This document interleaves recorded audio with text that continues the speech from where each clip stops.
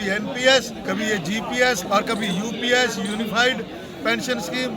ये सब धोखे हैं, हम इन धोखों में नहीं आएंगे। ये भीड़ बनाई जा रही है, पता नहीं कब किसका गला काट दे। 1,60,000 करोड़ कितने माफ कर दिए, सारे बैंकों में अपनी पैसे थे जो लुटा दिए। सबको फ्री, कंपलसरी और क्वालिटी एजुकेशन का प्रबंध किया जाए, मुफ्त शिक्षा का प्रबंध किया जाए और शिक्षा भी वैज्ञानिक दृष्टिकोण वाली हो।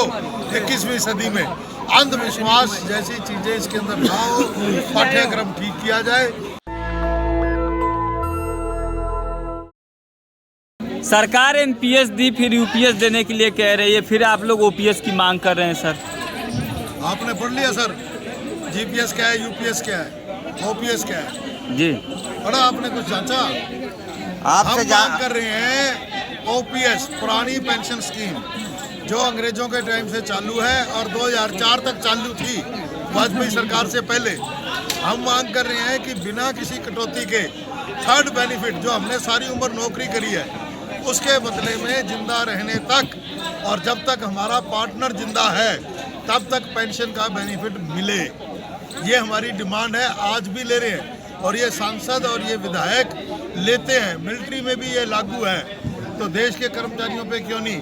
ये नए नए नाम लेकर आते हैं, कभी एनपीएस नेशनल पेंशन स्कीम, कभी ये जीपीएस गारंटेड पेंशन स्कीम और कभी यूपीएस यूनिफाइड पेंशन स्कीम।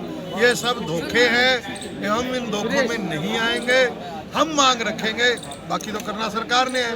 और आज ये राष्ट्रीय शिक्षकों का मुद्दा है तो राष्ट्रीय शिक्षा नीति बड़ा मुद्दा है। ये मुद्दा मेरे और आपका तो है ही है, ये देश का मुद्दा है। देश की आम जनता जिसको 140 करोड़ कहते हैं उसके स्कूल जाने वाले बच्चों का मुद्दा है कि आने वाले युग के अंदर 21वीं सदी में भारत के बच्चे कैसा बनेंगे। तो कल आपकी तरह ऐसे चैनल भी चला पाएंगे कि नहीं चला पाएंगे।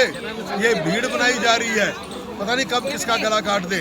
हम चाहते हैं कि सबको फ्री, कंपलसरी और क्वालिटी एजुकेशन का प्रबंध किया जाए, मुफ्त शिक्षा का प्रबंध किया जाए और शिक्षा भी वैज्ञानिक दृष्टिकोण वाली हो।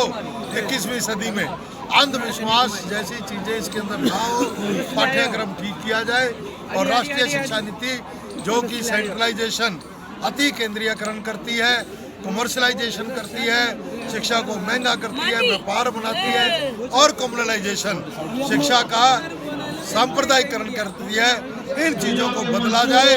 भारत के संविधान के जो स्तंभ हैं, वो चाहे बराबरी का स्तंभ है, चाहे वो लोकतांत्रिक व्यवस्था का स्तंभ है, चाहे वो धर्मनिरपेक्षता का संबंध है, बिना जात पात, इलाका, गोत्र, बिना लिंग, किसी प्रकार का भेदभाव ना करते हुए तमाम हिंदुस्तान के स्कूल जाने वाले बच्चों को बढ़िया शिक्षा दी जाए, आगे बढ़ने की शिक्षा दी जाए, समाज का निर्माण हो, देश का निर्माण हो। सर एक टीचर समाज का निर्माण करता है और मोदी जी राष्ट्र का निर्माण कर रहे हैं। अभी आपने धर्मनिरपेक्षता की बात की है। हाँ जी। मध्य प्रदेश में ऐसा सुनने में आ रहा है कि प्रार्थना में हनुमान चालीसा पढ़ाया जा रहा है। केवल मध्य प्रदेश नहीं, बहुत प्रदेशों में, राजस्थान देखिए, हरियाणा देखिए, बहुत जगह बहुत कुछ ऐसी चीजें लागू कर दी गई है जो कि बात भी नहीं करी जा सकती। भारती जी, एनपीएस में सरकार कह रही है कि ओपीएस के मुकाबले ज़्यादा फाइबर है, ज़्यादा हीमोग्लोबिन बढ़ता है। नुकसान क्या नजर आ रहा है आपको? अगर सरकार को लगता है कि ज़्यादा फायदा दे रही है तो हमें कम फायदा दे दो। हम कब मांग रहे हैं ज़्यादा फायदा दिया जाए? वो कॉरपोरेट को फायदा करने के लिए एनपीएस, हमारा 60% पैसा अडानी अंबानी के पास जा रहा है। आपको नहीं पता, 1,000-1,200 पेंशन बन रही है। हमारा फार्मूला था जो आखिरी नौकरी करते हैं 50% पेंशन मिलेगी, उसके ऊपर डीए मिलेगा, उसके ऊपर मेडिकल अलाउंस मिलेगा पेंशन में जब तक आदमी जिंदा है। अगर आदमी मर गया, उसका पार्टनर जिंदा है, चाहे वो पुरुष हो चाहे महिला हो, उसको भी फैमिली पेंशन मिलेगी। तो ये चीज़ें हमें लागू कर दो, चाहे कम फायदा हो, कोई बात नहीं। लेकिन सर सरकार तो लगातार स्वस्थ शिक्षा, रोजगार को लेकर काम कर रही है, शिक्षा को लेकर डिजिटली कर रही है, डिजिटल इंडिया बना रही है, स्वास्थ्य को लेकर आपने देखा काम कर रही है और भोजन पानी के लिए 5 किलो अनाज दे ही रही है। तो आप ऐसे देश से सहमत हो? ऐसा है सर, ये देश को उल्लू बना रहे हैं, देश को बेवकूफ़ बना रहे हैं। ऐसी जनता नहीं चलेगी। ठीक है, कुछ दौर हो सकते हैं, किसी के भी हो सकते हैं, कुछ दूर हो सकते हैं, जनता अपने मुद्दों को लेकर खड़ी होगी और हम बेहतर निर्माण के लिए संघर्ष कर रहे हैं। लेकिन जिस तरह से आपने पेंशन की बात की, क्या आप महसूस करते हैं कि देश में दो तरह की शिक्षा बताया जा रहा है कि इससे बहुत बड़ा भार आ जाएगा और हमारी जीडीपी ग्रो नहीं होगी, ग्रो नहीं करेगा, ऐसा मोदी जी का कहना है। कितने लाख करोड़ अडानी का माफ कर दिया, उसका भार किसके ऊपर आया? सारे बैंक खाली कर दिए। ये तो उस परिवार को संभालने की बात है जो 30-35 साल अपनी जवानी, अपनी जिंदगी एक महकमे के अंदर, एक स्कूल के अंदर गुजार गया, अपनी कुछ रुपयों के लिए उसने देश को समर्पित कर दिया। उसके परिवार को संभालने की बात है। और ये लाखों करोड़ों, 1,60,000 करोड़ कितने माफ कर दिए? सारे बैंकों में अपनी पैसे थे जो लुटा दिए। एनपीए क्या है ये? 5 आदमियों को करोड़ों रुपए लुटाने से अगर 5-10 करोड़ लोगों को थोड़े बहुत पैसे दिए जाते हैं तो कोई नुकसान नहीं है मित्र मेरे।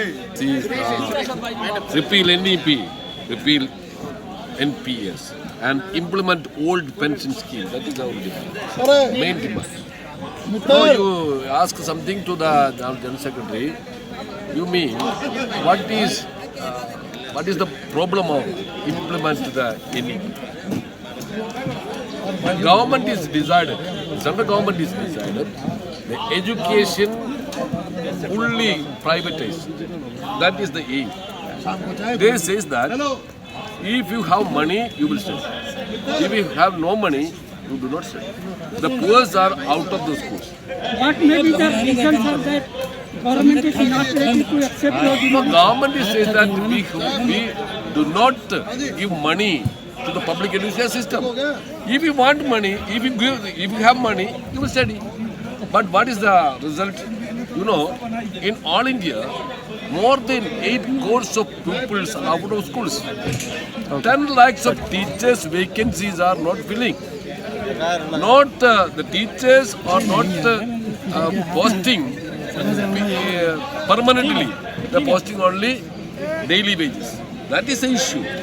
Though government says that someone is out of the schools, if you have money, you will study. And privatize the education system, totally privatize it. But you listen, in Kerala, I am coming from Kerala. New education policy totally privatized. Yeah, totally privatized.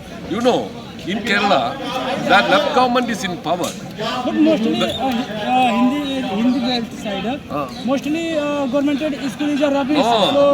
Someone what's the problem of public school and private school? You know, I am coming. So you listen. I am coming from Kerala. In Kerala, government says that in this period, no school is closing. No teachers are out of the school. We have posting on the government sector. What is the result? 8 years, 10 lakhs of poor pupils have come into the public education system. That is the important thing. And 7,000 crores of rupees to give the public education system, strengthening the system. Last Sawal. In this way, what is the future of education in India? Future of education, that I am told earlier, if you have money, national Dastak की आपसे गुजारिश है कि अगर इसको बचाना चाहते हैं तो नेशनल दस्तक को सब्सक्राइब करने के लिए रेड कलर के सब्सक्राइब बटन को दबाएं, फिर बेल आइकन की घंटी दबाएं। नेशनल दस्तक को बचाने के लिए बहुत जरूरी है कि हर खबर को शेयर करें, लाइक करें, कमेंट जरूर करें।